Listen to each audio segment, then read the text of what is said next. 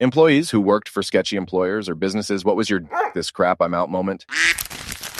I worked at a burger place in college. It was casual dining, so instead of regular tipping, we had a tip jar by the cash register. Now, the jar was clearly labeled tips in huge capital letters. At the end of the night, the cashier would count out all the tip money and place it in an envelope that went directly to the owner. The owner would take all the tips and keep them for himself. He was able to get away with this because he was already paying us minimum wage, so tips weren't legally required. Also, his restaurant was walking distance from the college campus. If any employees got fed up with this system, which many did, and quit, he had a constant supply of broke college kids looking for part-time work to replace the quitters. After a few months of working there, I started recognizing repeat customers. I felt really bad because many of them would make an extra effort to tip because they thought the money was going to us, the workers. There was this kindly retired lawyer who stopped by every week. He would tip me extremely generously. I couldn't handle the guilt anymore, so I politely let him know that the money wasn't actually going to me or any of my coworkers, and that I felt bad that he was tipping us under the impression that it was. The retired lawyer got extremely angry, because I guess there were some pretty serious legal ramifications to what the owner was doing. Because the tip jar had tips written on it, the owner was deceiving the customers. The lawyer spoke with the owner directly and called him out on his bullcrap. As a solution, the owner replaced the sticker that said tips on the tip jar with a picture of the restaurant logo. He was still able to keep his tip money, but apparently without the legal risk. Because technically, he was not collecting it under false pretenses anymore since the jar no longer expressly said tips. I quit the next day. Story 2. Was told to pour the water and sediments from core drilling concrete floors in a hospital into the toilets and flush. That way, when they clogged the next day, we could be hired to replace them. Worst plumbing company ever. Story 3. I worked for a catering company, first as a server, and then as a prep cook. One day, I got called in on my day off to help move some doors. The boss had bought 20 heavy wooden doors at auction for no reason but to have some extra doors. I meet her at the auction house. She's standing there with 20 doors stacked up on a giant cart. No van or truck in sight. I need you to take these back to the kitchen. Great. I grab one of the vans and be right back. All the vans are out making deliveries. That's what the cart is for. She wanted me to push 20 wooden doors on a heavy wooden cart up a hill with a 45-degree incline, and then 6 blocks after that, in 90-degree heat. I was so broke at the time that I gave it a shot because I desperately needed the money. Despite my best efforts, I couldn't get it up the hill. Then, who should show up but the other boss, driving a van? What are you doing here? I'm pushing damn doors up a damn hill for your wife, I said inside my brain. Why? He helped me load the doors into the van and drove me back to the kitchen, where I got yelled at for taking too long with the doors. I was gone the next week. Story 4. Was homeless and desperate to get back on my feet. Applied at sandwich shop in a mall. Interviewer looked at application, looked at me, said, "You go home and change. Come back. We'll put you behind counter. See how you do." Ecstatic me. Am I hired? No, we just try you out for little. See how you do. Left and did not return. In mall a few days later. He came over to yell at me about not showing up for work. Dude, duck you. You didn't hire me. You just wanted free labor for a day. I'm not an idiot. Walked away. Story 5. We went 3 pay cycles, 6 weeks, being told our checks were coming. But a bank error had wiped the payroll account, and they were working on a loan to cover pay while they got the problem fixed. Everyone was then paid our full back pay, $30,000 in cash. I took it and handed in my 2 weeks' notice. The boss then gave me my expected pay for those 2 weeks in cash and told me not to come back. Story 6. The CEO was taking people's food out of the fridge and eating it, then proceeded to write a long descriptive apology email to the entire company about how good it was. Story 7. Working at a nightclub. GM wanted me to fill Grey Goose bottles with Mr. Boston vodka to sell to people after they'd been drinking. He dropped and shattered a bottle of Patron. Then he wanted to use a strainer to put the glass-shattered tequila into an open bottle at the bar. I got a below-minimum wage check for 2 weeks. I was working my ass off. I said, "Go duck yourself," after confronting him about the check. Never came back, and they were out of business like 2 months later. Story 8. Watched my boss grab one of my coworkers by the throat and push him up against a wall because he was accused of stealing something. Turned out he didn't steal anything. Story 9. I walked out of a restaurant I'd been working at and loving for over 5 years purely because of one man, the GM. To make it worse, it caught everyone off guard because I was the GMS golden boy for so long. I'd been hired as a stalker and busser, and I've always had a hustle. I was moved up to busser for about a year or so. Eventually, I was given an opportunity to bartend, then to serve on busy holidays. Before I knew it, I was the full-time lead bartender. Money kept getting better. I had 5 shifts a week, and I was studying spirits, beer, and wine on my own time at home just so I had an answer for every guest and every curiosity. The crew, to this day, was the best crew I've ever worked with as well. I honestly would still be there if it weren't for this asshat and his bipolar mood swing. Well, I took a trip to Yosemite a few years back. I did my usual Saturday routine, checked with the closing bartender, checked with the hostess on how many covers we had left, asked the bar manager if I could start cleaning up and getting home so I could get an early start on the drive. All was well. About 3 days in, I get a voicemail and a few texts on a mountaintop that somehow had a signal. The message was from HR saying I need to call immediately. They want to know what happened on Saturday, and that I would need to speak with management upon my return.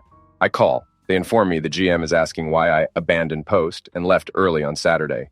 I find a small signal somehow and call in to correct them, but obviously, this doesn't do crap. So now I'm stressed for the remaining few days of my camping trip. Thanks. Anyway, I get back to the restaurant. I inform them of my usual closing routine and everyone I communicated with. They want me to sign a corrective action, and I politely refuse, again informing them I did nothing out of the norm, left at the same time I always do, and even the bar manager gave me the go-ahead, which, for years, was all we ever needed, if even that. Well, my first shift back, the GM is all smiles. We shoot the crap about some whiskeys we've been digging lately, and I'm fine. I assume all is well. He leaves on vacation and doesn't say a word about anything? Well, this scared hunk of crap apparently didn't like confrontation. When he left town the next week, he pawned things off on the bar manager and asked that he handle it while he was gone. I get pulled aside on a Saturday in the middle of the rush to be informed I was being pulled off the schedule indefinitely. I ask why. He says abandoning post. At this point, I had already landed a job at a closer, better restaurant anyway. I asked the bar manager if he knew the situation. He said he did. I asked if he remembers telling me I can go home. He did. I asked if he remembered shaking my hand and telling me to have a good trip. He did. I asked, so what about any of that is considered abandoning post? He just informed me he could do nothing, and it just is what it is. I shook his hand, informed him it was nothing personal with him, but I refused to be punished for something I literally did not do. I told him I'd clean my bar area, clock out, and this would be my last day at the restaurant. He laughed. I shook his hand. He suddenly realized I was serious and just stared at me. People don't leave good jobs, my friend. They leave crafty management. Remember that? Story 10. My boss asked me to help him commit insurance fraud. I was working for a large Ford dealer in Ma, and the parts department was prone to flooding. This day was a flood day. My boss walked around gathering up all of the expensive items that we'd been stuck with over the years and threw them into a shopping cart. He instructed me to push the cart outside and spray everything down with a hose to mimic flood damage. I refused. Story 11. When I wised up and did some research into a state law that my boss claimed required clients to give us certain personal information. No such law exists. He was literally lying to clients' faces and having all of his employees do the same. Oh, and he was scamming the elderly with seemingly no remorse. He's currently being sued by elder law attorneys in 3 separate cases. Story 12. My boss took away my breaks, then Drink called me one night for having a cup of tea at the end of a long shift. He screamed down the phone at me for 10 mins. I walked out mid-shift and never came back. Story 13. I worked at Beachside Bar for a little bit last summer, and the dude who ran the place was sketchy as duck. He told me to do all kinds of shady things that would get any business shut down in a heartbeat. He said if someone came to the bar and slid a $20 towards me to not check their ID and serve them regardless. He said if I saw a beach cop come by to hide any bottles on the counter down below the well by the drainage grates. He dropped a burger on the floor while grilling it, picked it up, put the shh finger over his mouth, and kept grilling it. He would sometimes take deliveries through the back door and tell me I wasn't allowed to be in the back room when he was taking the delivery. Always hid the boxes away before telling me I could go back in. The guy was sketchy as duck, and I never got answers for his shadiness. The final straw for me was when he backed his car into another car parked in his lot and told me to write a note apologizing for hitting the car and a number to contact for reparations. He told me to write down my name and number and that he would pay me back for any money I had to give to the victim. I worked there for about 15 minutes after that, then left and never came back. Story 14. During my first shift, the manager made me drive a cart thing even though I told him that I never drove anything before, and then got mad at me when I crashed it. I ended up quitting after 3 weeks because one of my coworkers kept harassing me about wanting to have a group sex with me and my partner, and my manager refused to do anything about it because he's a good kid and wouldn't do that. Story 15. Worked as a practice manager for a guy that owned 3 pet hospitals. There was just a lack of legally and personally sound morals, I felt. For instance, 1. He rejected considering a female candidate for a promotion because she was a lesbian. 2. On 2 occasions, a pet was marked for an individual cremation, but was put in the group cremation, meaning the owners wanted the ashes, but we cremated the pet with other pets. He would give the owners an amount of ashes equivalent to what their pet should have produced. 3. He was also a landlord of a few crafty apartments and would have his tenants come in and pay cash only for their rent to our pet hospital receptionist, a responsibility not mentioned in the hiring interview process. Story 16? Well, I worked at a tattoo shop. The guy in business were legit, and my boss was a nice guy at first. He had security cameras up, which was no big deal to me because it's not like I was stealing crap. Well, around Halloween, the owner was friends with this bartender chick, and she wanted to bartend topless, but have a jersey painted on her to look like she had a top on. I had no problem with that. What I did have a problem with was him calling in his buddies the next day to watch his security footage of him painting this girl while she was naked. Another time I was working. Next day I quit. He called his buddies in because he had security camera footage of a girl giving him a BJ for a tattoo. He was in his 50s. I was done after that, and the place closed down 6 months later. Story 17. Worked with the mentally disabled, and the manager was stealing food and money from them. I turned her into the office. She just got yelled at. Asked to transfer because I couldn't be an assistant to someone who went against my morals. Turned her into the state as well. Nothing happened. Went to a new house under a different director, and after a year of being at that house, the manager told me I can't transfer to the day program to better fit my needs with hours. The ad told me I didn't need her permission, so I put in my 2 weeks at that house, and when she found out I was going to their day program, she wrote me up for things I didn't do, so I would have to stay at the house. She managed. I left that day and never went back. I couldn't work with a company that allowed stealing from clients and was petty. Story 18. I didn't technically work for them. I quit day 2 of training at Vector Marketing, and I'm glad I did. It felt like a scam from the very beginning, but my mom kind of pushed me to go to the interview. I spent 3 hours, did not tell us it would be that long, listening to a presentation about how great the job was with other recent HS graduates who didn't know what we were getting into. Later that night, I got a call saying I got the job and was now ready for unpaid training. The training was 3 days. First one 10 to 5, second 10 to 7, third 9, 12, and the rest of the day with appointments selling their product. Bear in mind, I had early morning rehearsal for band that ended at 8:30, was 30 minutes away from my house. Then I had to drive 45 minutes to a tiny office with 3 parking spaces and 40 trainees. First day, there were little red flags, but I was still excited about the $17 per appointment. After sitting nonstop for 7 hours, the division manager in charge of training tells us to write down every name and number of every adult you or your friends knew. He then pulled half of us aside and said because we have potential, we needed to arrive early and stay late, to write at least 100 names and numbers down, and schedule enough appointments to impress him. Second day, the 9th hour of training was reserved for calling people you knew and reading from a script. After calling my aunt that I hadn't talked to since Christmas and my friend's mom, who had never met me, I started feeling sick to my stomach. I felt exploited and exploiting. I was just a pawn to sell kitchen knives. After every training and in the mornings, they expected us to call the office. I called them when I got home, after I cried in the car for a little bit, because I was so tired and strung out and hungry, and tried to quit. I say tried because the woman on the phone started reading off a script on why I shouldn't quit. She said, and I quote, "What do you like? Clothes, makeup. Okay, so imagine you had a cousin that had a really good eyebrow pencil and didn't tell you about it. You'd be really upset with them, right? Well, that's you right now because you're not showing your friends and family this great product." I just told her I couldn't be a part of their pyramid scheme anymore, and I had too much respect for myself and my family to work at their company and hung up. Story 19. When I was asked to roll over hours to other part-time employees to other pay periods to avoid fines, despite being understaffed, and I myself being part-time as well. Never work in Radio Kid. Story 20. Oh, so many things. Worked for a calzone joint near college campuses when I was young, broke and desperate. They kept us open during snow in a southern state, and I was the only cook.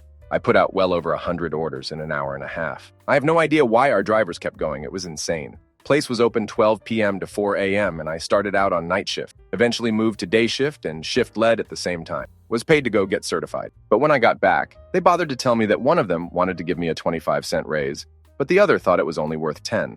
Then I started being asked to work at least 55-hour weeks, but take the overtime at regular rate in cash. Then one of our slow mornings, it was only me and one other person. He managed to cut himself badly enough. He went to the hospital for stitches, and apparently no one else could come in, not even the owner. So I get ready to buckle down and bust through our prep. In my getting ready, I grab a homemade chocolate ID had to move from the fridge a couple days earlier that I knew had been sitting in the fridge for almost a week. Said fridge was for stock, and I thought it was just dollar store off-brand. It's bit size, so I eat it in one bite and realize it's the worst off-brand Snickers ever. 20 minutes later, I'm tripping balls. Not that I knew that because I've never done anything but substances at that point. I thought I was dying. The tile started moving. My boyfriend at the time happened to call me and could tell something was up, so he asked me what was wrong. Not knowing the answer, I hang up. Eventually, owner shows up and is pissed that not crap is done, but sends me home. I eventually got taken to the hospital by my roommate, because again, I couldn't tell anyone what was wrong. Just as the hour finally gets to me, I come down. but I still can't explain what was wrong. They run all sorts of tests, but come up clean. I find out later that week someone's chocolate shrooms went missing. Apparently, that's not on a general blood or urine test. Said person found out I had taken one, although there had been 5, and I definitely only ate one, and he tried to say I took them all, and tried to get me to pay him $40 since I ate his shrooms. That he left in a work stock fridge for over a week. I said no and told the owner. But no, the real thing that actually made me quit was I got reamed for sending back moldy chicken patties. I was doing truck and refused them. I then saw them get accepted for the next month before I finally had enough saved up to quit. Damn that place. Story 21. Worked for the worst company that was running a premium rate telephone help desk service and selling free antivirus software.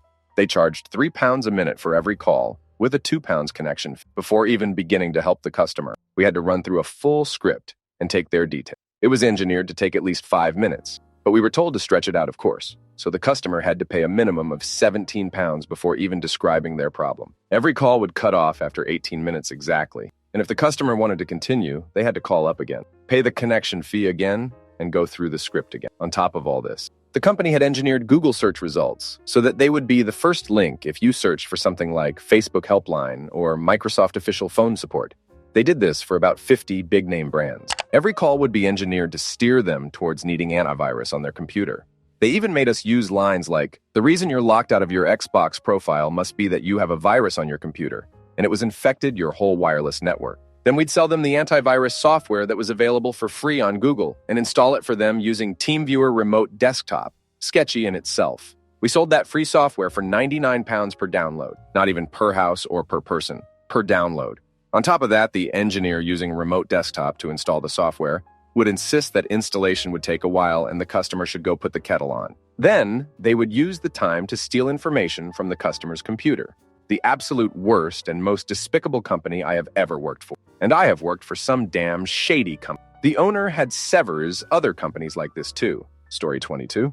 I worked with a subcontractor, remodeling bathrooms for major stores up and down the East Coast. They were considered the best team, so got a lot of the jobs. My wife was friends with the crew leader's daughter, so he brought me along for one summer. It turns out they were so good because they would take a lot of substances that allowed them to never sleep. They would get a week's job done in a couple days, which made for really good money. So I stuck around. I had to bow out when they started do substances in the hotel room. They would then bring the needles to the hotel management, claiming they were left in our room in an attempt to get a refund for the room to save even more money for themselves. Story 23. Worked at a dog kennel for 2 years, thinking it was going to be great because all I had to do was feed and walk dogs. Well, holidays came around, which was the busiest time of year, and I found out that the kennel I worked for was doing some shady business. They were overbooking a lot, and the manager wanted to cram as many dogs into his place as he could.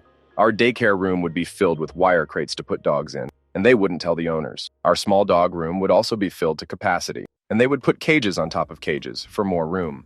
Our general boarding area had runs that had a gate in the middle meant for families that would get food aggressive with each other, but they used it to put different families' dogs in them. Once I saw 3 dogs crammed into half a cage. We also sold puppies, but they were disease-ridden, and whoever they bought them from obviously smoked. Because when they would drop a litter off, they would stink of cigarette smoke. We've had puppies die on our watch, and our manager's response would be, "Oh well," and they would wait until the breeders would bring a new litter in. The last straw came when a guy in a pickup truck asked if we could take in 2 puppies that he found. He was told of several shelters in the area that he could take them to, but he didn't seem too bothered by it. Then he said it was either leaving them with us, or he would leave them on the side of the road. So we took them in.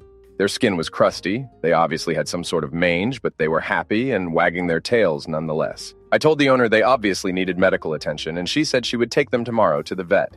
She never did and would constantly put it off. The other employees. And I even offered to take the dogs for medical treatment and even pay for it with our own money. But she just shrugged it off and said she would take care of it. The next holiday came around, which was Thanksgiving, and we were overbooked again. We had over 400 dogs and not enough people. So I decided to take some pictures of what they did and post it on my city's Reddit page. Several that responded were clients, and they were obviously outraged on what they did. Then the owners found it and immediately called a meeting with a lawyer, and all the employees saying they could sue, track the IP address, and find out whoever did it. I let the post stay up for one night, then deleted it. After a month, I left for a better job that was in my field, but I still don't regret what I did. Story 24. I worked in a comic book store when I was a kid. The owner was a fantastic guy. The store was in a strip mall, and the guys at the Chinese takeout place at the end owned all the stores. This was before everyone used credit cards all the time, so the Chinese landlords would come around and collect the rent in cash. One of the partners at the takeout came in one day and told us that we couldn't pay in cash anymore. It had to be a mailed check. One of the other Chinese owners had been telling his partners that some of the stores were behind on the rent, but he was collecting the cash and then gambling it away. Story 25. After losing my job at an incredible dog daycare center, I tried to find another. This place advertised itself as crate-free and sectioned based on temperament. I was super excited too. They let the dogs snap at each other and to fix it, sprayed them with water post haste. I was the only one who knew body language enough to stop it before it happened. But there were 30 dogs, with at least 18 of them snapping or posturing or dominance fighting. Dogs that were clearly not barrier aggressive before this daycare became so. And they just let at least 7 of them pile up at the door. So whenever another one came in, all 7 of them would snap, posture, and immediately beat down on the newcomer. I left after there was a barrier fight so bad they brought out the dog mace. While filling out the incident report, they came to the question of whether they could have done something to prevent this, and they stalled and said no, to which I immediately called to fault everyone in the room and said exactly what could be done to prevent this from happening in the future. I was in shock for days. Story 26. My very first job. I actually didn't nope out or anything. I worked there for a year until I moved away with my family. I knew it was awful, but there was little employment in my town, and only being 15, very hard to find work, so I stuck it out. It was a small town, like no stoplights. Just a few roads with a few hundred people living there. There was a gas station right off of the freeway exit with a little cafe attached to it. I worked as a waitress in the cafe. First things first, I was paid under the table. That's fine. Cash. Instead of checks, I was chill. But I later found out that my manager had been taking out taxes from my checks. Why would you need to take taxes out of my checks if I'm not on the payroll? Anyways, the place was disgusting. The cooks all smoked cigarettes and would smoke while they were cooking. Ashes everywhere. If they dropped something, they'd fry it for a second and then put it back on the plate. Kills the germs, right? They'd fudge the date-made labels just in case an inspector came. The food would always be good on the stuff we made in the restaurant. Homemade dressings, soups, etc. Honestly, though, in the year I worked there, I never saw an inspection take place. I don't know how they would have passed had there been an inspection. The ice machine had, mold in it? I don't know. Dark specks on the ice. It was disgusting. They'd keep the fresh iced tea in the fridge and served it until it smelled weird. It really was a small cafe. There were nights I'd make $5 in tips the whole shift. Could have 1 or 2 tables a night depending on what day it was. So the tea could be in there for a while before they'd need to make more. It was really just gross all around. I really loved some of the people who worked there. They were just making best out of a crafty situation. Like I said, small town, minimal jobs. I was helping support my parents at the time and didn't have a driver's license, so I couldn't get another job in a different town. I recently visited there, though, for the first time in 10 years. It's under new management and doing really well.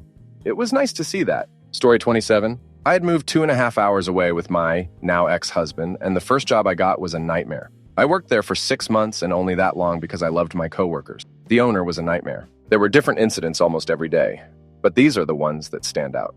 1. After 2 weeks of working there, the owner, we'll call her Kay, decided to stop talking to, acknowledging my basic existence me for about a month. Even if she was cooking, and I needed something for a customer, she wouldn't acknowledge my existence. Found out that was a normal thing for her to do to her staff. 2. One night we were running a skeleton crew, myself, a bartender, and 1 cook, and we got a little busy, but we were rocking it. Everything was going perfect. I had a couple at a table by the back of the restaurant come in, order, eat, and pay. Then the girl got up and went to the restroom, and the guy sat at a different table near the exist to wait for her. All of a sudden, I can hear the pause printer going off in the bar. It's Kay, sending messages from her phone, saying there's a customer by the door that needs served, and to get over there. Now I have no way to respond to her, and we're not supposed to use our phones. So I just ignored it and figured she'd see it on the cameras when the girlfriend got out of the bathroom. Well, the girl takes a while, so Kay starts sending more messages. I'm not damn kidding. Get over to that table. You dumb craps do your jobs. I finally had enough. Grabbed my phone and sent her a text explaining the situation. Right then, the girlfriend comes out and leaves. No apology from Kay. She never even acknowledged that it happened. 3. We only were allowed to clean 2 weeks before the health inspector came. I couldn't believe it the first time I got in trouble for scrubbing a wall. I would never eat there. Nastiest kitchen I've ever seen. 4. I asked for a Sunday off to go home for my family's. She says no, we're already short that day, she needs. So I show up and she's got 2 extra servers as it is. An hour into my shift, she tells me I can go home. Too late to drive to my family's for Christmas. That was my final straw. Applied for a new job that day and quit after I got hired. There's so many more stories from that. Story 28. Working leak detection and repair, or ALDAR, for a company that rhymes with SealTech. You find leaks in plants and tell the plant they have a problem. You also tag and monitor potential leak points. Environmental compliance, basically. So we got sent to a plant in San Antonio, Texas, to do monitoring. I have zero training at this point, but a shaved ape in a hard hat could figure it out. Look for the tag on your hand unit PDAs, sniff it with your sniffer, make a note on its condition. This plant is ducking ancient, and nothing on our hand units had been updated in the past 10 years. So I'm having trouble with a bunch of monitoring points. The crew leader just says, "Do the best you can," with a wink and a nod. The implication being fake the entry, okay, so that's ripping off a company paying you to do a job. Also, a red flag. That night in the hotel, one of the other guys on the crew informs me that should the EPA ever audit the company, my name is all over a forged log and some sniffer techs have gone away to federal A-hole widening facilities because each forged entry is technically a minor felony. So that's great. So I had technically committed a bunch of felonies that day. Well, shut. Next day, the boss hands out our assignments. One of them is a column about 50 feet tall with no ladder. But according to my hand unit, this thing is covered in monitor points. I go to the boss about it. Same thing. Do the best you can. I pressed for clarification. So you want me to free climb this idiot with no gear? No, of course not. Just get as close to the points as you can without hurting yourself. The company can't afford that. The closest point was 25 feet off the ground. He just wanted me to stand next to this thing, point my sniffer wand at it from 25 feet below, say avracagit and commit a felony, not to mention the potential damage to the environment and huge safety risks to people working in the plant. Dropped my gear at his feet. I don't get paid enough for this crap, brew, and walked off.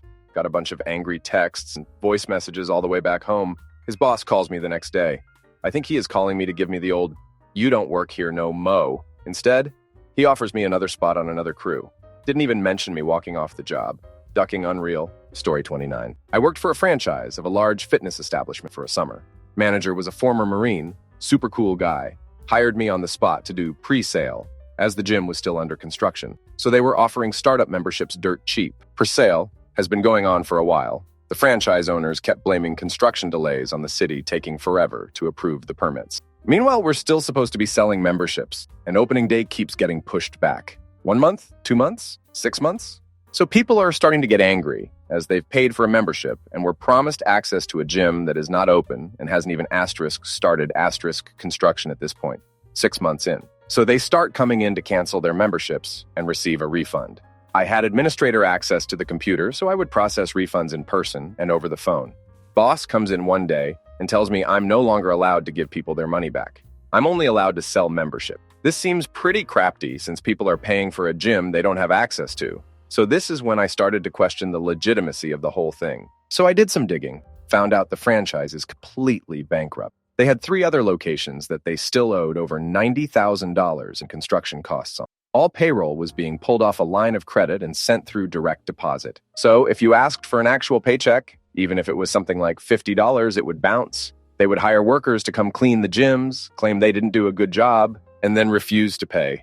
And they would just switch companies every time someone realized they'd been ducked over. This also left them with tens of thousands in legal fees. The very last straw was when I called the city to ask about the permits, only to find out they had no rights to the building where the gym was supposed to be.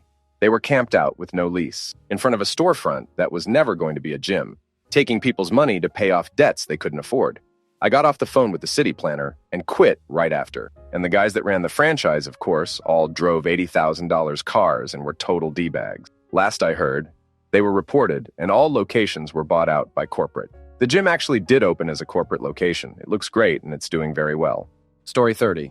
Nursing home for the elderly. I was a volunteer, not a paid member of staff, and working with their activities team, which is basically a team of people that arrange the day-to-day enjoyment for residents. Stuff like games, days out, events, etc.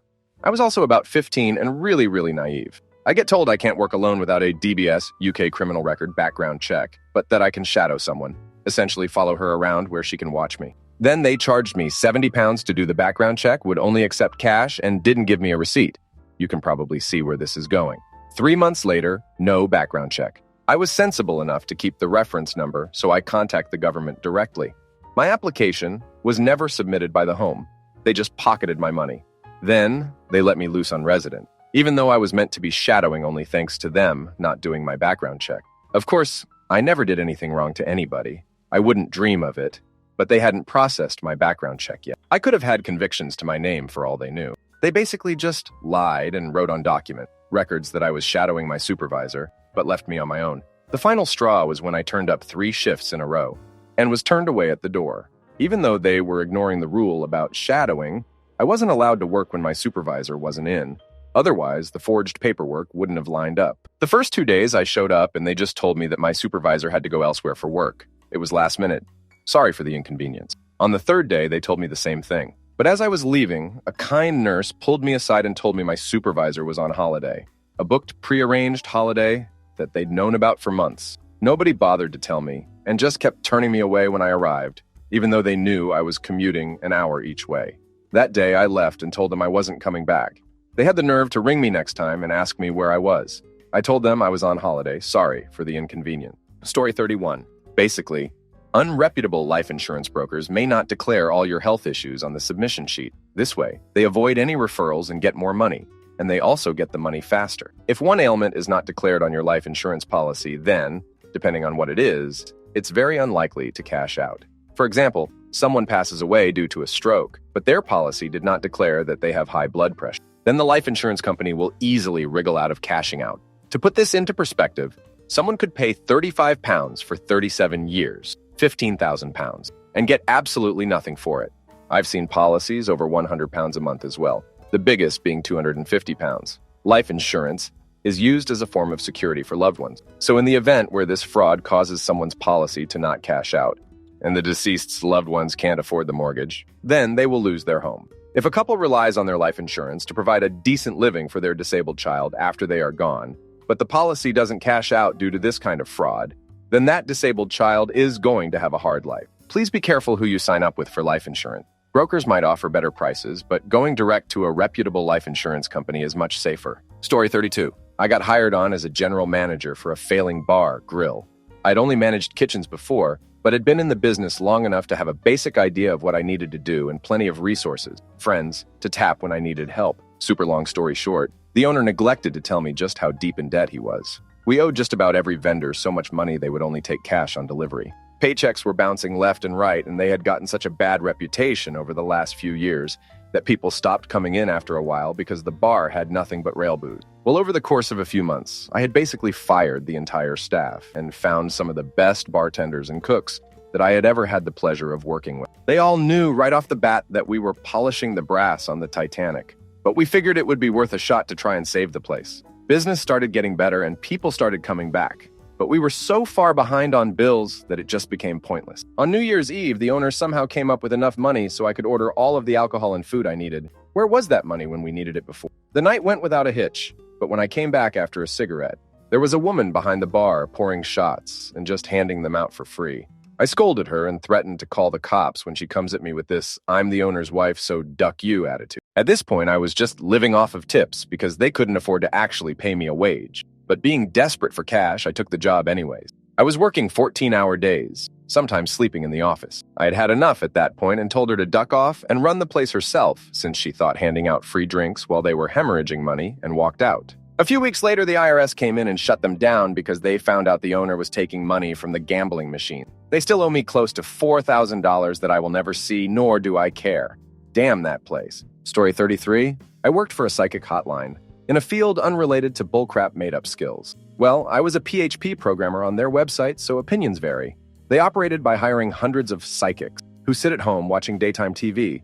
It's a popular gig for stay-at-home parents and so forth. When a caller phones the hotline, they get patched through to the home phone of the psychic. The psychic gets paid per minute spent on the phone, and the company takes a cut. And we're talking about £10 a minute. The specifics slip my mind. So while I'm tinkering away telling myself that PHP's RAND, a function, is a plausible divining rod for the winds of fate, I'm overhearing these calls. To maintain call quality and make sure that none of the psychics have had it too hard with the cooking sherry and given someone a firm answer, a lady in the office listens in randomly to calls, playing them on speakerphone in the tiny office. I remember one day, a lady called and explained her situation. She'd been on benefits for months, and now she was sick, and the kids needed school uniform. And I remember the one phrase, "Do I have any money coming to me?" Specifically, I remember the desperate pleading in her voice. The psychic managed to keep her on the line for a good 5 to 10 minutes, which, having toured a job center or two myself in living memory, I reckoned cost her about a week's unemployment benefit. Then I got a job offer from another agency, and I took it. I'm not a saint. It was a better job, but I'd like to tell myself I'd have taken it anyway. I'd also like to point out that these were lovely people to work with. The office environment was delightful, and I feel slightly bad telling tales. The point is, there are levels of sketch, and I think a lot of us occasionally have moments of self-reflection in which we realize, damn, I'm in that business. Story 34. I worked at this sketchy AF pizzeria. The boss hears an order got messed up, and I'm working the kitchen, so he asks me, "Do you remember making this pizza?" It's the middle of a rush. So I say no. How am I supposed to remember each pizza that I make? He claims I messed, which I'm pretty sure I didn't, but I don't care enough to get the other cook in trouble. So I say, I honestly don't know. I don't think it was me. Well, this sets him off, and he goes off a rant about how I messed up, and basically berates me in front of the other workers. I just take it, because the money is helpful. I say, fine. Okay, now what? He says that I have to pay for it, and I say, no, it wasn't me. Then he says, well, you're going to work off the clock for 1 hour. I laugh and say, no, I'm not. This triggers him even more, and he starts yelling louder and says, fine, I won't be seeing you until next month then. At this point, I've grown tired of his fueled rants and say, fine, I'm turning in my 2 weeks then. He says, fine too. Come a week later, and I'm working my last few shifts, and he drunkenly tells me, half kidding, half serious, that I shouldn't quit and that I made him look like an idiot. This only solidified my decision to leave. And even though I don't get nearly as much cash at my new job, I'm glad I'm away from that environment. Story 35. About 2 years ago, when our owners mentally checked out, I kept their ridiculous salaries and boat and car payments coming. I got it to where the rest of payroll wasn't putting out bad checks and built relations back up. Then the CEO kept hearing my name from people as the boss. I got called upstairs and called a loser idiot, told I'd never be a partner, and my paychecks would disappear and get held, and I'd have to go ask him for them personally to try to humiliate me. I wish I had some great quitting story, but I don't.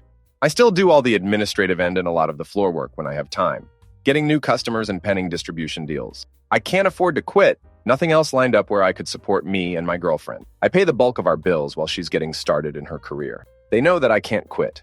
They've all but said if I praise them and go with the flow, they'd back off. I won't do it. They have shrines to Donald Trump and are the most greedy people I know. Our product is a commodity, but they live in the 90s where they could have a huge spread in profit doing very little. But I go home every day and know I helped the rest of the employees and left it all on the floor, so to speak. And I always daydream about the next job I find. Being treated like a human. I'll be able to take on anything due to the thick skin I've gotten at this. And I'm certain my bosses will end up broke and alone. One has 6 kids. None of them will even speak to him. He's arrogant and selfish and only talks crap about non-whites, and every conversation turns into a Trump get-off. I dream of the day I can come to a thread like this and say I was able to leave and bull a better life for us somewhere not so negative. It will feel better than anything. Like being freed from a prison of sorts. Not taking away from anyone who's been to prison, just an example. And reading some of these other stories makes me smile. Story 36. My story has to do with a really sketchy boss. I was hired as a leasing consultant for the apartment complex where I lived, and my boss was a heavy-set, unattractive 45-year-old woman who immediately seemed to take a very strong liking. On my first day, I learned that her dog died a year ago, and she had put on 80 pounds and grieved every day and couldn't go certain places or hear certain songs because she would fall apart. Within a few weeks, I was the best employee she ever had, she claimed, ever. She quickly declared me to be the only person in her life she could trust, and she poured out all of this intense personal information about her life, family, failing relationship. She disclosed personnel information I had no business knowing. There was another girl that worked there, and she began to gossip about her viciously and how she wanted to fire her. But instead of just firing her, she alienated her for months before finally doing it. I opened up to her as well about my own relationship, and she suggested I shouldn't trust my boyfriend. And she offered to drive me by his house so I could see what he was actually doing. I received the bulk of group bonuses. She took me out of work frequently and bought me lunch, randomly ordered me gifts, bought my kids presents, let me move into a $950 apartment for $600 a month, let me have 2 cats for free without paying deposits or extra rent. Until one day, she flipped on me, too. It was out of the blue. She hired a new guy to replace the girl she fired, and this guy was a creep. He harassed me, harassed job applicants, and when I asked him to stop, he started slandering me behind my back to her. Suddenly, he became her new favorite, and she began to alienate me like she did the other girl until I finally quit because I couldn't handle the insanity anymore. I guess she had some serious psychological problems. And it has also been suggested that she may have been actually trying to court me, so to speak. Anyway, I realized I need to look for red flags well ahead of time in the future. Story 37. I worked for a mortgage lender in 2006 for a couple months before I couldn't take it. The high earner in the company in sales was a 23-year-old who made $43,000 the last month I was there. My job was to take people's info and pass it along to the brokers, which is where I hope to be in a few months' time. Then I started hearing the stories like the one about people who just bought a house 6 months ago with a $3,500 per month mortgage. The father is the only one working because of kids at home, and he makes $3,800 per month. They're 6 months in and trying to refinance just to pay bills for a mortgage they never should have gotten anyway. The broker's reaction is basically, send them to me. I'll bet we can get 18% interest on this one. Meanwhile, the mom is on the phone with me crying, not sure how they got in this mess to begin with or who is going to take care of the kids when she has to get 2 jobs. Damn predatory lending. Story 38. Worked at a well-known food chain. In the short few months I was there, they threatened to sue me for putting a picture of a burger on my Facebook wall. They were literally stalking an 18-year-old kid. Various health code violations. No heater or air conditioning. Employees were getting sick from the heat and weren't allowed to go home, even after some passed the duck out. CEO tried to stick ambulance bills on anyone requiring medical assistance after the restaurant caught on damn fire. Whole bunch of other crap, but this next one takes the cake. The restaurant uses reusable cutlery, plates, etc. Well, they are apparently very expensive. And if you took the garbage out, you got the privilege of digging through the garbage for said items, and you were not given gloves to do so, since the restaurant didn't have them to reduce waste. If you refused to do so, or you missed any, the manager would come stomp the bags with their foot to check. You would be written up. This is a company-wide policy. The franchise in question treats their employees like crap. Story 39. There was a car wash that was hiring, and I had a family event coming up. I brought it up during the interview and stated I wanted to start after said event. The hiring manager told me I could start before and have that day off. I agreed. I started working, and I was vacuuming the cup holders in the car. And when I got out, the general manager was freaking out about a ring that was sucked up.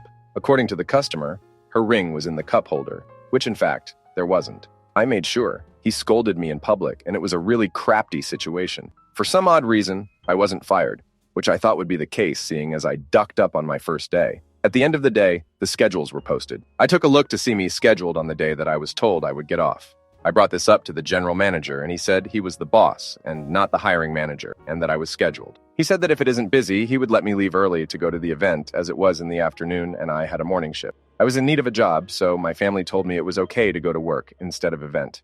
I get to work a little early and start my shift. About an hour later, a few people show up and clock in. Mind you, they were late. The general manager walks up to me and said we were overstaffed and to go home for a few hours and come back. I left that car wash and never came back. The funny thing is, it was a year or so later when I finally received my paycheck for working there for the few days only to realize I couldn't cash it because it was expired. I also ruined my shoes working there, which was worth more than what they paid. I no longer use that car wash, and I advise others to do the same. Story 40. I quit a job just yesterday because the boss was sketchy and I didn't want to be a part of it. I only worked there for about 3 weeks before I realized that I had been hired to be a minimum wage punching bag for customers, figuratively. It was at a hotel, the most expensive hotel in my small town, so people thought they were getting quality when they reserved a room. When I made reservations over the phone, I was required to claim that all of the rooms had ocean views. More than a third did not. Their credit cards would not be charged until they checked in. A lie. Once the boss got their credit card info, he would run it whenever he felt like. And a couple of other minor things, like that the fish in the restaurant was freshly caught from the freezer section of Walmart. In addition, the owner of the hotel would not authorize any refunds, upgrades, discounts, etc. at all. So that doesn't seem too bad, right? Except that when customers arrived to their $18 a night room and realized that they did not have the ocean view promised, or that their card was charged without authorization, or saw that there was something wrong, their room, what did they do? They came down to the front desk to yell at the manager. The manager owner would refuse to speak to these people, so they would stand there flipping out at me while the owner hid and counted his ill-gotten gains until they left. I noped right out of there as soon as I realized what an unethical asshat he was. Story 41. I was working for a vending machine company as a technician. I thought this meant answering customers' calls, emails, helping them with their machines and fixing ones that come in. What it actually meant was all of the above, but also making sure the machines that were shipped in from Italy, we're in North America, were in good shape for customers. No big issue, right? Except the machines came in with mold in them, dents, and generally shoddy workmanship. I brought some of the more serious issues to my manager, who told me to just wipe the mold off and not make a note in the work log, considering these machines sell for $10,000. And we bought them from the manufacturer for like $2,000. I wasn't okay with this. To top it all off, my manager was incredibly sexist. I was the only female technician, and he would often make sure I knew he didn't like women working in trades. Everything from shoving a screwdriver inch from my face and asking me if I knew what it was, to telling the CEO I never should have been hired because it isn't a woman's job. I complained to upper management multiple times and was told I just needed a thicker skin. Super disheartening and a big blow to my self-esteem. Eventually, I asked for a leave of absence while they dealt with him, and I was fired as a result. Currently in the middle of a human rights lawsuit against them, and I'm going to make sure all the shady crap I was asked to do is brought up in court. The pay was great and the other technician was awesome, but damn if that wasn't the most toxic and shady work environment I've ever worked in. Story 42. First job out of UNI was as an events manager, planning a new event in North Wales. Worked for 12 weeks on the planning and development, until I got to the point where I needed to start paying for marketing materials, booking contracts, deposits, etc. Then found out the guy behind the company was trying to get £500,000 government funding to put the event on. Funding that was on the basis of spending, match funding. Put my finance requests into the boss, who said we don't have any money to spend until we get the funding in. I pointed out the funding was on a matched basis. He said, don't worry, we can make it look like we spent our $500,000 and get the funding for out of there. Story 43. Worked in an outsourced call center for a major Australian telco, the market leader, back when landlines were more widespread than today. Outbound warm calling sales, calling people who already had an account to cross-sell. Was put onto a project to sell broadband internet. 70% of the customer list supplied for this campaign was over the age of 75. That's not just the people we got onto. That was the original list. Lots of variants of what's a computer, and lots of people that were too senile to conduct their own business affairs under any circumstance, especially over the phone. Story 44. I worked in an art and clay factory, and I started receiving letters from one of the male workers that were written out of cutout words from a newspaper. I went to the boss, and he said, "Boys will be boys." I quit immediately because I knew I was going to be murdered. Another time, I waitressed at an Afghani restaurant. The owner kept trying to kiss and hug me in the alley on my smoke break. I tried to talk to some other employees about it. They said, if his wife finds out, she will cut you. I quit there as well. Another time, I worked at Village Pantry at IU. This guy started calling, and he said he could see me. Described what I was wearing. Turns out he was watching me with binoculars from his apartment window. He started coming in to talk to me, and even though he creeped me out at first, he seemed pretty nice, so I decided to go out on a date with him. I met him at his apartment that was across from Village Pantry. I was there for maybe 5 minutes and completely bolted, ran out of there like a mad woman. He kept trying to get me to bend over this chair because it's good for your back. I'd left the front door open, but he walked over to it all weird and closed and locked it, and I got this feeling like I'm about to get abused. I was so scared, almost hysterical. Quit that job. Jeez. Another time I worked at Dunham Sporting Goods. We closed and locked the place up to balance the register and clean. All of a sudden there was a commotion. Turns out there was a guy hiding in a tent. Another employee said it happened all the time. I was still in high school and felt I was too young to be murdered. I quit. Story 45.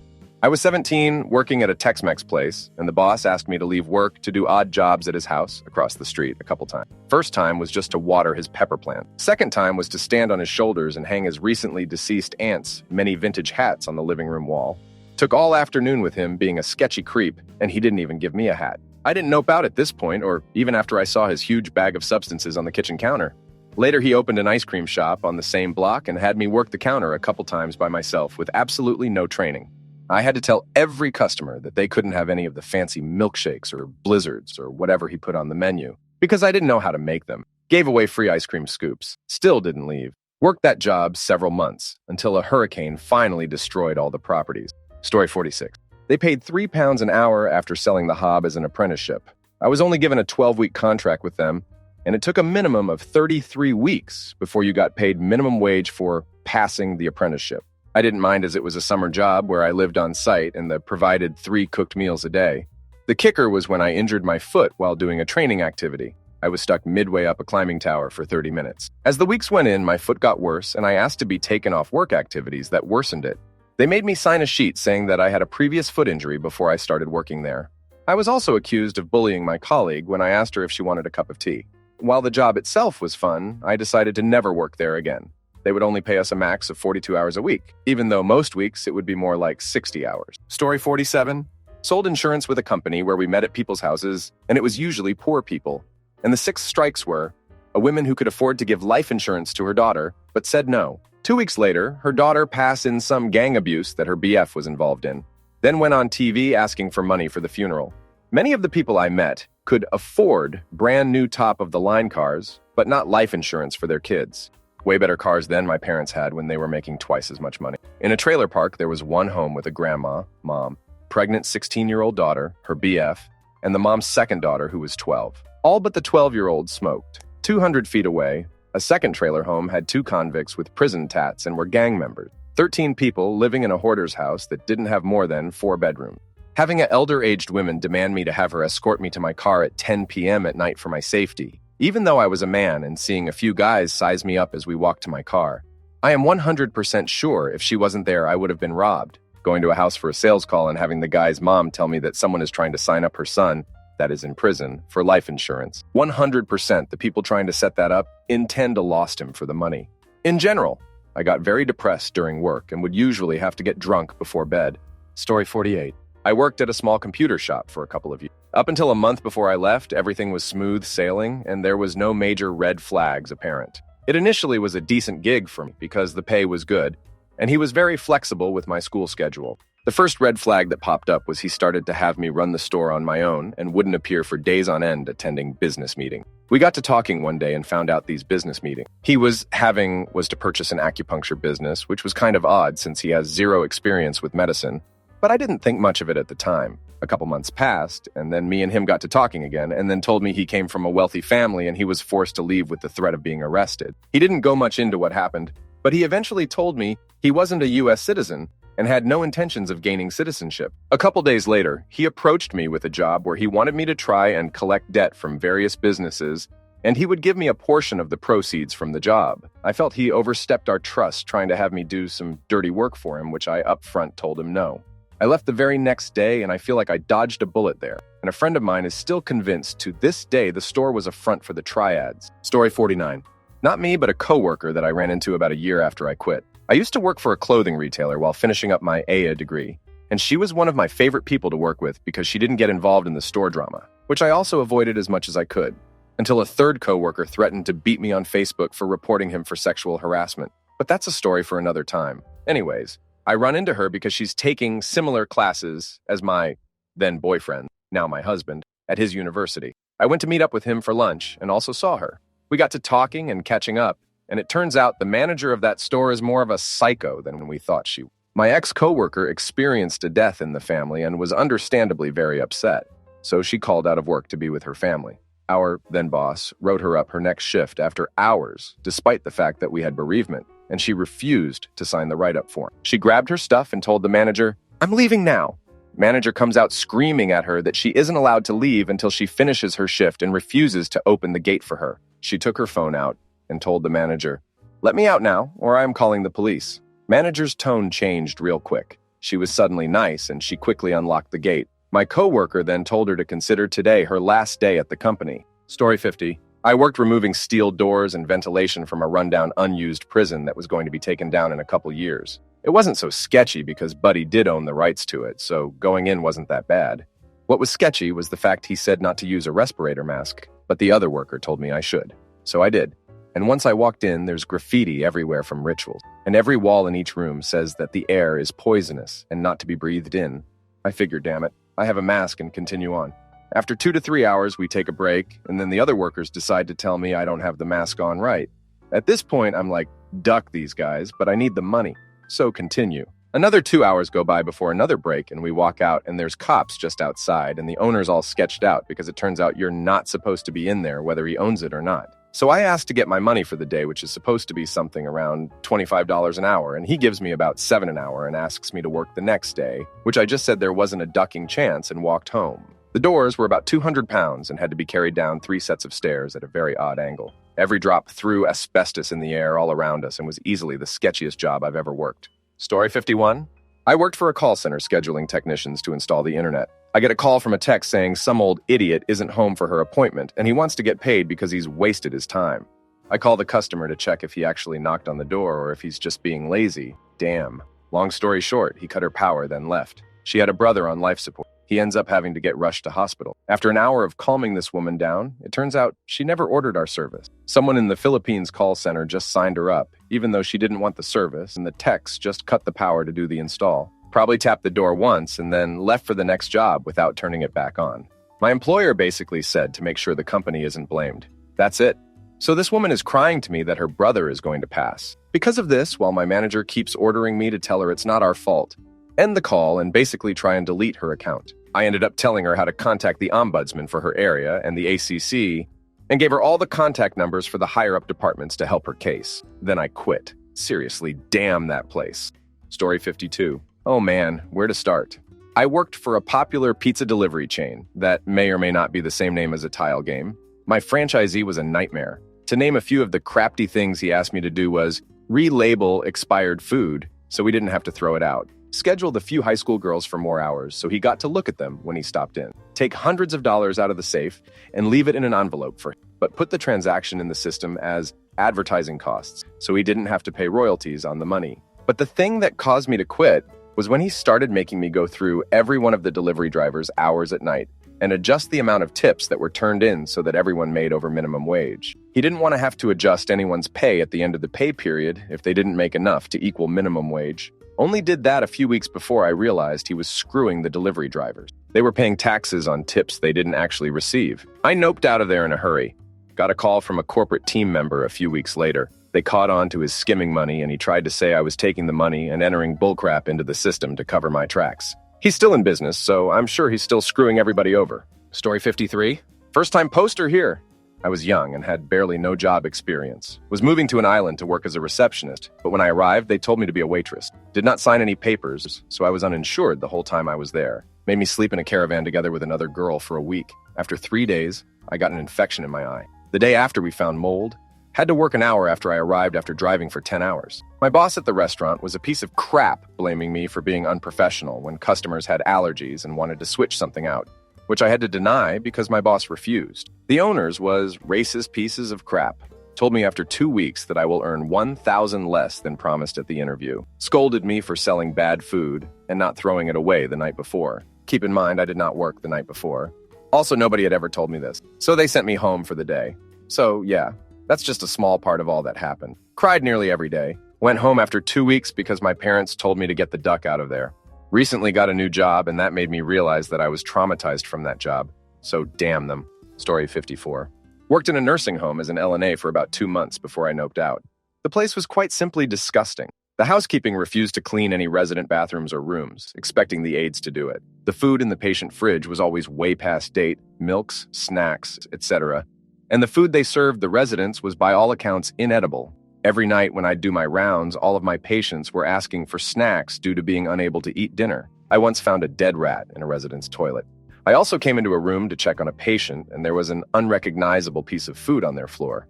Unrecognizable because it was swarming with maggots. Shortly before I left, a local newspaper named us the worst nursing home in the state.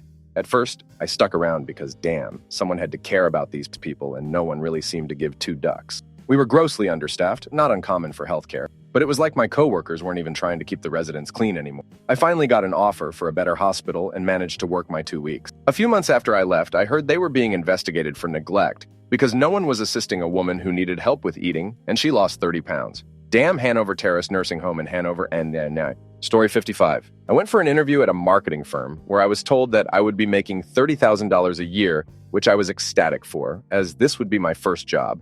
The interview seemed to go well, and they told me I was hired. I came in the next day for orientation and was sat down in a room of 30-ish other new hires. Mind you that the company operated out of a series of 5 that could never comfortably hold all of us. And we were told that, contrary to what we were told during the interview, that it would be door-to-door sales. This was in Phoenix, and it was just at the beginning of summer. I was disappointed but decided to stay for the rest of orientation. They then went on to say that they would pay $600 per week and that if we didn't make more than that in commission, that we would have to pay the difference back. I was kind of shocked, but with this being my first job, I thought that it might be normal. They then went on to say that they expected us to spend the first 2 paychecks on suits or nice clothes for when we were in the office, which would have been less than an hour a day. I left at the end of orientation and never came back. Story 56. Please create multiple fake accounts to feign popularity of our website. Please engage in a one message with every new sign-up. Sign-ups weren't an issue. There were 1,000. It was the interaction and engagement that the platform struggles with. Having me act out a script and be interacting with myself so you seem busier than you are? No thanks. Story 57. I was a server for a couple weeks at this restaurant that had once been great but had seen better days. The owner, an older lady, literally smelled like crap. It was alarming. I got my first paycheck, and it was a totally made-up number that she has obviously just come up with. I learned that she paid the kitchen staff like 20% of what they were owed. Anyway, Got there for my shift one evening, and there were no other servers, no bartender. The owner is nowhere to be found. Tried calling a bunch of people, and no one is picking up. I'm kind of panicking because it's a decent-sized dining room, and I had not been there too long. The tipping point was when an understandably upset woman called the restaurant and told me that she had a reservation in the morning for a large group of people for brunch and had received no confirmation or any details about the menu, drinks, etc. In that very moment, the job I had interviewed for earlier in the week called and asked if I'd like to start on Monday. So I noped right out of that crap show. Oh, and I saw about 3 bajillion cockroaches in that kitchen. Story 58. I responded to an ad on my college campus for a summer canvassing job. The job involved was for a left-wing environmental rights organization. They claimed some ridiculous rate of pay, something to the tune of over $3,000 for the summer. I go into the office for an interview. The office is barely furnished except for a few folding chairs and a Fiddler poster on the wall. I love Fiddler, but still, unprofessional. I'm in for the interview and ask about payment, namely the $3,000. The interviewer said that if we work hard enough, with our pay being 100% commission, and totally make that amount. And I noped the duck right out of there. One of my friends told me that for 2 months, she basically did door-to-door cold calling and maybe made $200. I'm still passionate about environmental, general left-wing issues and Fiddler, but damn them. Story 59. This isn't as bad as the other ones, but I was quite young, like 16. So I helped out coaching kids tennis and didn't get paid because technically I was shadowing even though I was doing the role of assistant, which would mean pay. But what did I know? I was young. Anyway, the guy I'm assisting can't make it, so the head coach tells me to run the class on my own because according to him, I had seen enough, so I must know how to run one. He could have run it, but he didn't want to. It was last minute and I didn't want the kids waiting a long time, so I did the lesson. I did, however, know that I had to get the duck away from him. When halfway through the lesson that I was doing, he starts complaining loudly about me to the parents, as if he was paying me, or if I was told about it beforehand. He also micromanaged the crap out of me, criticizing every tiny mistake I made. Oh, that feeding is just terrible. Go quicker. He's going too fast. They can't keep up, like I say. It's not as bad as most people here, but that was my answer. Story 60. My regional manager and store manager quit and were replaced by 2 she-devils. One was from another store and the other was in Washington. The store I worked at had slow foot traffic and crafty sales reps, so our numbers weren't great, so their solution was to lie to customers about getting iPads, Android tablets, and hotspots for free, totally disregarding the monthly connection charge and the monthly installment prices for the devices. I said, damn that one. Because as someone in sales, I refuse to lie or be deceitful to customers just to gain a commission too. My numbers were great without bullcrafting and being deceitful, because I was an honest human being and would rather work hard instead of lie. I put a transfer request in, and the RM told me she wasn't going to approve it because she needed me there. I'd went over her head and her boss's head to talk to the director of our region. I'd helped him fix multiple customer issues previously, and had helped him with his own issues. He wasn't great with technology. Karma, but those 2 in the ass both were fired 2 years later for poor performance and never-ending customer complaints about their bullcrap. Story 61. Not a story about me, but a booth in the mall near my former employer. They had a new hire who came on, and the booth had been known by former employees and other people in the mall to pay less than they said they would. Woman told me she worked close to 100 hours and got a paycheck around $300. The company has a thing they do where they don't give you your first paycheck right away. They save it for when you quit, so you have 2 weeks of money while you search for a new job. This new hire dude did not like that and wanted his money right away. He quit the job within his first 2 weeks and came back to the mall after he quit. Walks over to the booth, takes their iPad off the register, and smashes it over his knee and throws it into the ground. Can't say I feel too bad for the company because their manager stole free golf passes from my store. Story 62. I part-timed at a really small, family-owned restaurant for a while after college. The owner, family patriarch, had tried to get me to come on full-time as a manager for a long time, but valuing my sanity, I repeatedly declined. When my spouse decided to go back to school, I figured that it was about time to take the offer and go full-time. So I talked to the owner and we come to an agreement on hourly pay and overtime. Lo and behold, I get my first paycheck and see that there's no overtime pay on it. And the 10 hours that should have been are just at regular pay. When I talked to the owner about it, his response was, yeah, I don't think we can afford to pay overtime after all. So now I'm stuck at this place after giving up my job with a previous employer that I loved, and I'm pretty miserable. The last straw was when I tallied our staff members' hours for payroll and caught the owner shaving time off to see if the newer, younger guys would notice getting shorted on their paychecks. I lined up an interview somewhere else later that day and quit later that week. Story 63. College. Got told by my parents, sorry son, we're broke. So off I go looking for part-time work. Take job where all I gotta do is make phone calls. Heck, I can do that. Show up for first shift. I'm literally handed a copied page from the phone book and a highlighter. I'm then pointed to a wall station made from plywood and painted with cheap latex paint. I have a script.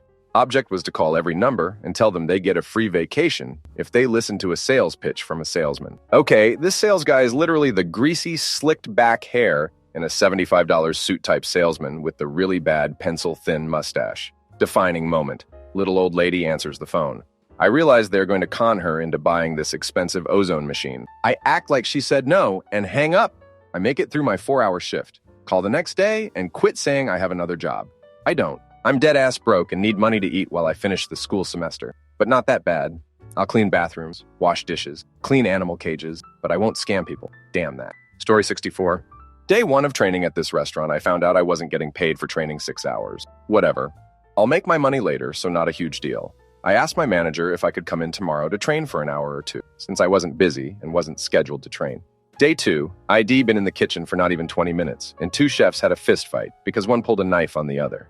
Yeah, guys. Story 65. When my boss at the supermarket deli asked me to crawl into the large compactor dumpster to pull out expired meat, SC the expiration dates off of the packages, and sell them. Story 66. My 3rd paycheck in a row bounced. The bank didn't tell me about the first 2 until about 2 weeks after the second one bounced. I just deposited my 3rd check, and they told me not to expect it to clear either. Called my bosses, who are married, and told them I'm done and that I fully expect to be paid, or I would be back with an attorney. They paid me within a week and sold the business within the month. Not long after that, all their little kiosks in the mall were run by other people, and I haven't seen them in years. They ran their businesses so poorly and so shady. Looking back, I'm pretty sure we were all paid under the table because we needed to request pay stubs. The others were here on student visas and apparently weren't even supposed to have jobs. I made serious bank for my age while the checks cleared, so I didn't really think about it until later on. The paychecks bouncing made me bail right away, though. Story 67. I got a job at Petland not knowing they were an evil company that got all their dogs from puppy mill. I was trying to be responsible and get another job before I quit, but we received puppies with parvo, an airborne illness that they continued to accept more dogs, and their quarantine was to have the dogs in cages directly across from the dogs on display to be sold, about 4 feet away. My friend and I were on shift talking, and decided we just couldn't do this anymore. We went to the manager, quit, and walked out on her. The only time I've looked back is to share the story in hope of these awful places going out of business permanently. Story 68. I'm at this point currently. My company gives us X hours of vacation each year, and our unused time rolls over into the new year. I started at the end of last year and had time roll over. Without specifics of hours, my rolled over time from last year covers all but 10 hours of what I used on a trip and sick time this year so far. My company is currently denying my vacation request for the fall and stating, I don't have enough time to take said vacation. There are no blackout dates. I have all but 1 day and a few hours worth of my time off that I have yet to use. I'm not going to argue with them, just going to hand in my notice in 2 weeks. When I get back from getting married, also not taking time off out of my PTO for my wedding timed over a weekend. A lot is built up to this decision, and this was the final straw. Story 69. First, our paychecks bounced. We got paid cash the next day. Then a week later, the electric company turned off the power for not paying the bill. I quit the next morning. Story 70. I was a pizza driver in high school and was told to drive my boss's drunk-ass friends home from the bar at the pizza place. He didn't offer any sort of pay or any sort of incentive, really. The people were nice and quite funny, but that doesn't put gas in my tank. Also, same place. I was working when gas was almost $5 gal. And we got no hourly pay, but we got a $2.50 per delivery plus tip, of course. We had the largest delivery range out of all the pizza joints in the area, about 20 miles. The place was doing good business, and the drivers asked for $3.50 per delivery. The boss literally looked at us and said, "There's the door, cheap mother ducker." Story 71. Worked at a small bakery. They were paying me under the tab, but also removing taxes from my paycheck and lying about it. I noped out of there when I found out they were also paying several employees below minimum wage, under the table, and were getting away with it because they couldn't get proper jobs, because of criminal records or being mentally handicapped or whatever else. Story 72. When I took the job, it was for $14 an hour. Then it became $10 an hour a week later. Then my hours got capped at $20 a week, but I was still expected to come as much as needed. That's when I quit. Took them 3 months to finally pay me $400 for 100 hours of work. Restaurants can be sketchy as duck. Story 73. Found out we were serving liquor without a license. Went home that night and never went back. This was just the cherry on top of the horrible management, disguising kitchen and unbelievable wait times for food. I'm talking like 1 hour for a pizza. It was a resort at the beach. The owner was a douche. He came in one night right as we closed and let his kids make a huge mess while he and his wife ate for like 2 hours after the restaurant closed. We couldn't do any faux side work like sweeping and mopping, refilling condiments, etc. I did not want to work for someone who didn't give a crap about me like that. And I want to reiterate the disgusting kitchen, so bad. Story 74. I worked for a preschool. I was salary, but not making very much. The weird part was we never clocked in or out. At first it was convenient, but then I realized I was working 12-hour days every day and there was no record of it. When it got brought up, they said not to worry about it. They also hired a new director before firing the old one. That's when I realized their business ethics didn't align with my own. I left because I didn't like how they ran things, and so glad I did. We were told to go online and review our current employer. We were to give it 5 stars and say we loved working there. Story 75. Just happened to me 2 weeks ago. My boss was never around and everyone else quit. He pretended to be his wife and told me he was in the hospital and to come get the keys so I could work alone. I stood in the driveway for 2 hours while she said, "I'll let you know where they are." His actual wife called me later, said she never texted me. Boss was out smoking crack. Damn this, I'm out of here. Story 76. I already knew they were engaging in wage theft of the hourly workers and that they were doing the absolute minimum, or looking the other way when it came to immigration verification. After going through their third HR person in 2.5 years, they approached me to see if I would be willing to help out in processing and signing off on immigration and HR forms. Nope. I polished up the resume and got a different job a couple months later. No way did I want my signature on crap when ICE or other feds came through. Story 77. I went to work for Vector Marketing, which is the people who sell Cutco knives to people in their own home. I figured whatever, I'll give it a shot. I got all the way through training and the guy was like, "Okay, now it's time to purchase your own set of knives." I had no idea I was supposed to buy my own and that it was a MLM scam, so I said I had to go to the bathroom and left. Story 78. I worked at a small restaurant. We hired absolutely terrible individuals. None of them knew how to show up on time and would no call, no show. Well, on a Sunday, the night after a big drinking event in the area where this place was, and we had hangover food, drunk food, I was the opening manager. I walked into a floor covered in raw toilet water. Not a single employee showed up for work, and I had people knocking on the door, wondering when we would open. When I finally managed to convince people to show up, one girl pulled out the other girl's weave and threw that crap on the grill. I have never been more disgusted with a workplace in my life. Story 79. Our vehicle supplier and myself had a good relationship, and I always found the owner of our company to be a complete. One payday when I was paid far less than what is legal, I found out the owner was flooring vehicles of the supplier, basically taking hundreds of thousands in loans on collateral that was not his, and sent one of his lackeys to hound me for information on the supplier.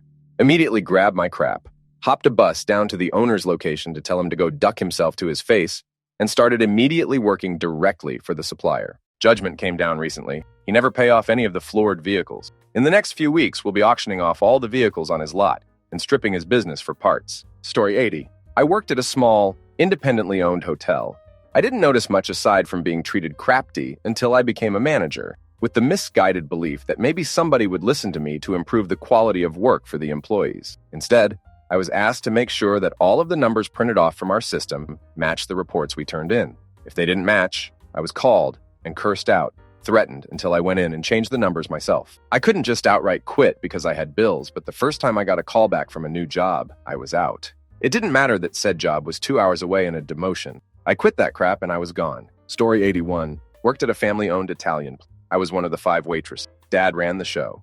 His wife was the hostess. Son, a cook. The day I said, "Duck this crap," is when I had to take a steak back to the son because it wasn't cooked right for the 3rd time. Dad got pissed at the son. The customer was so mad at me. Son threw the Dan's steak back at me through the window and I had to duck before a woman gave me black eye. I said, "Damn you, damn this," took off my apron and went out to my car and cried. Story 82. I worked for a landscaping company right out of college. One day I was cutting sod with a box cutter when my coworker walks up.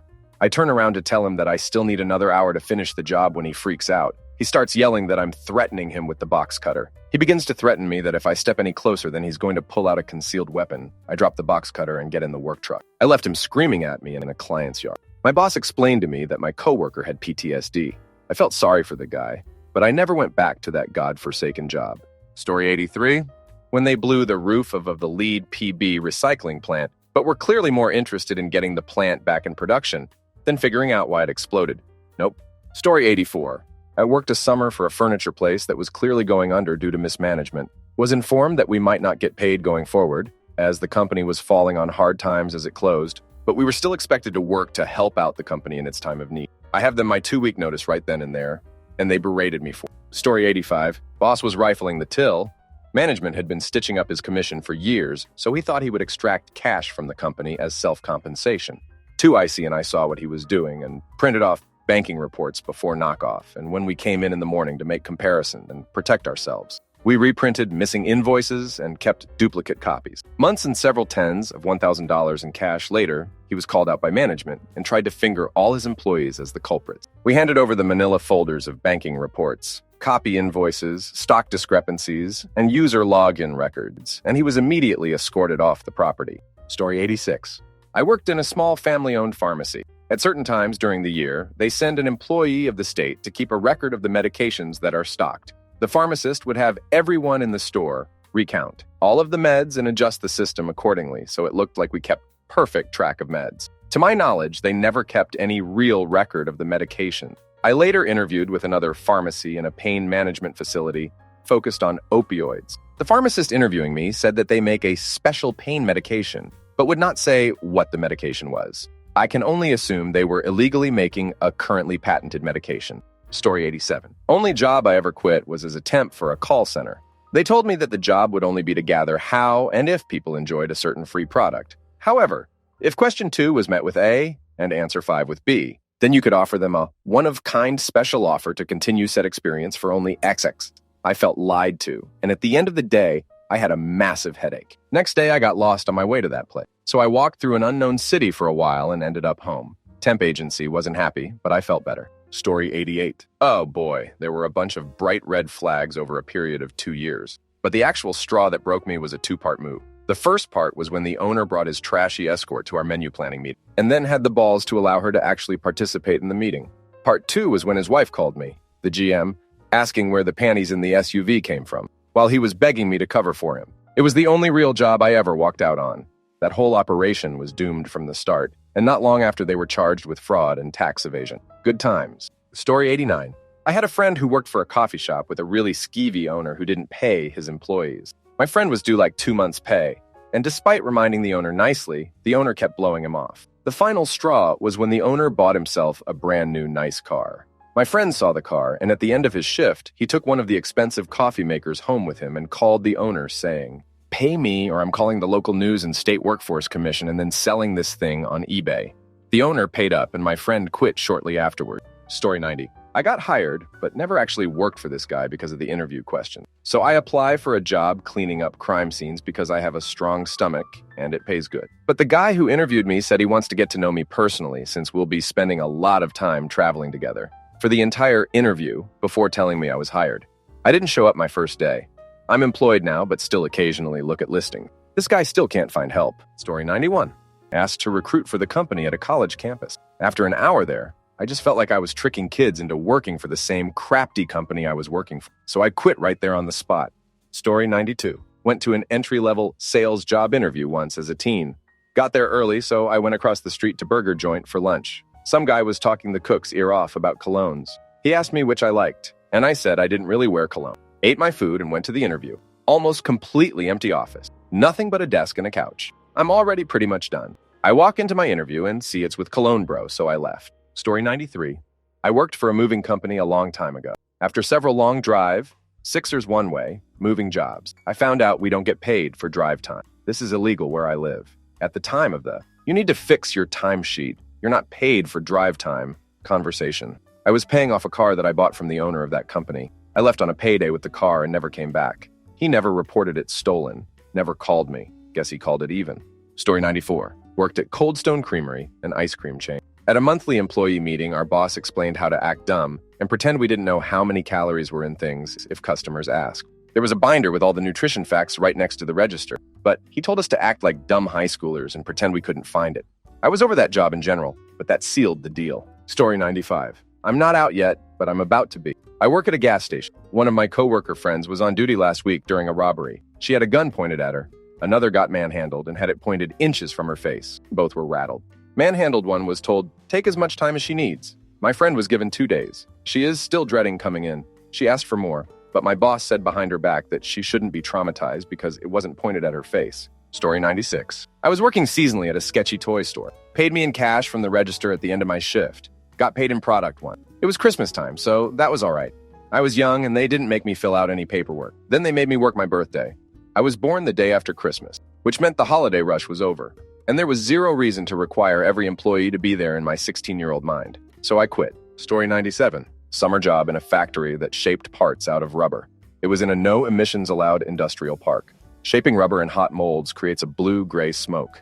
The owner had covered up all of the roof vents and left the loading dock doors open about 3 feet, so the smoke would eventually start flowing out the back. To visually communicate across the factory floor, you would have to kneel down below the smoke level.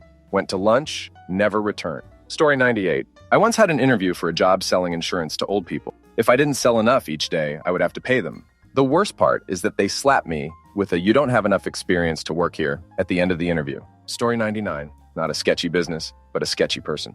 Worked at a crafty rec center pool for a few months. Boss was extremely lazy and he left his office. There was a huge window in his office where he could see out into the pool and we could see into the office. One day he threw up all over himself and just continued working like that until the end of the day. No one else that worked there was fazed by it. I just stopped showing up after that. Story 100. Worked at a retail store for 5 years until I was training a new employee and found out they had started him at $1 more than what I was currently making. Asked them to give me a raise, and instead they lowered the trainee's pay to match mine. Story 101. Summer job. One of those companies you call to clean up when you've had a fire or flood. I still recall meticulously wiping soot off of some old lady's $5,000 damn figurines of Pekingese dogs. Hours of tedium. During lunch, my supervisor drives us to the middle of a field and dumps out toxic cleaning chemicals like it's NBD. Just, dumping poison into the wetlands. Why the duck not? I quit and reported the company. Bananas. Story 102. I worked as a waitress at a little family-owned place. I was busting my ass for $2.43 plus mediocre tips when I watched one of the busboys stealing tips off my tables. I went to the manager, who was the brother of the owner. He said, "Well, if you tipped him more, he wouldn't steal it. All you waitresses are lazy anyway." It was my last straw with the bullcrap there, and I told him I quit and he could shove the crafty job.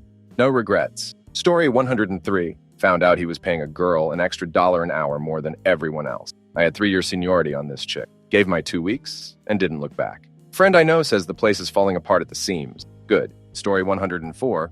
I worked for Title Acts for a while, and as you can imagine, there were quite a few moments. But the one that finally forced B out was when I found out I was being passed over for a promotion because I wasn't all in on the company. What they meant by that was that I wouldn't work off the clock. They expected 45 hours, but didn't authorize overtime, and because I only worked 40, I couldn't be promoted.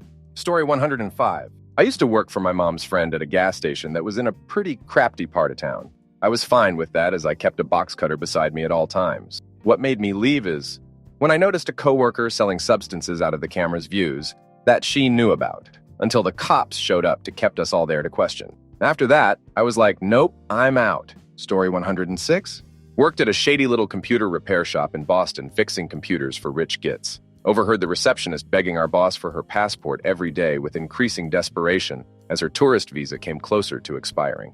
Called the Massachusetts Department of Labor. The company was gone without a trace the next time I came in for work. Story 107. My manager turned up outside my house at 10 p.m. on a Sunday asking to talk about the rota. He had already spoken to me about the rota earlier that day, when I was on my shift. When he saw my boyfriend walking down towards my house, he worked in the same place as me at that time, he quickly reversed out of the drive and drove away. Story 108. I worked for a movie theater in Waldorf, Maryland, and at the end of the day, they had us take the popcorn out of the popcorn machine and put it in a plastic bag, and then put it back into the machine the next day. I quit the next day. Story 109. When the boss's side piece, who he gidically hired, started ordering me around like I was her personal servant. Don't leave until this is clean. Walks out. Story 110. I was working at a full-service gas station when I was 16. I had been there for 2 years, so I decided to ask for a raise. He asked me, "Why would I give you a raise? What have you done for me?" I quit mid-shift. Story 111. Boss fired a friend of mine. He had a new kid, clients to see that day, and no money. Boss took his clients after sending him walking home 10K with all his stuff in a cardboard box. It was July and hot as balls. Story 112.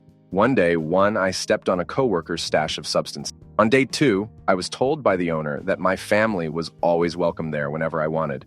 Unless they're a cop, I laughed. She informed me how serious she was. I didn't come back for day 3. Story 113 was building websites. They asked me to build adult sites with several terabytes of images they collected from the internet via some sketchy bot software. I said nope and got fired. Later, they got raided because that bot grabbed a bunch of CP. Story 114. Worked for a guy running a forestry crew, $500 per week, cash, plus expenses. End of the contract rolls around and he gives me a bill for 3-month hotel stay. No. He later went to jail for attempted murder. Story 115. I worked at a skilled nursing facility where I was being pressured to commit Medicare fraud. I told my supervisor that her instructions felt unethical. She replied by saying, "Oh, now you're worried about ethics?" complete with finger quote. I submitted my resignation the next day. Story 116. I once worked for a home healthcare agency who tried to pay me in Sheetz gift cards. Yeah, that was the end of that job. The owner was also in a hole, so it felt good to quit and give him the finger on my way out the door. Story 117. When my bosses told me that they pay me to be able to treat me like crap. This is why I got a second job and will be quitting my other job as soon as I get approved for full-time here.